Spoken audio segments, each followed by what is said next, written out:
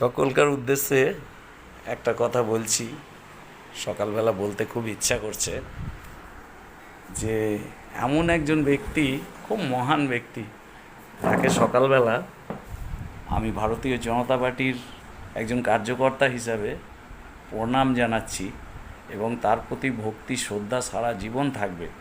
কারণ তার চাওয়া পাওয়ার কোনো আশা নেই, সে নিজের কিচ্ছু চাওয়ার আশা করে না, অথচ দেখুন নির্বিঘ্নে নিজেকে আড়াল রেখে ভারতীয় জনতা পার্টিকে কীভাবে সাহায্য করে যাচ্ছে যাতে পার্টিটা ক্ষমতায় আসে।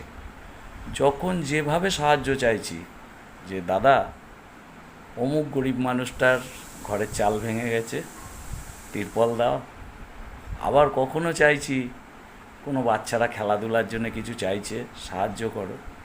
বিনা স্বার্থে সে শুধু ভারতীয় জনতা পার্টির স্বার্থে করে যাচ্ছে, তাকে প্রণাম জানাই।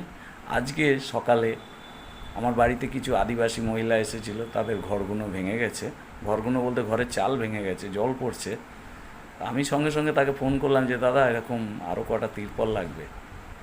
এতটুকু বিন্দুমাত্র দেরি করেনি, সঙ্গে সঙ্গে এক বান্ডিল তিরপল পাঠিয়ে দিয়েছে।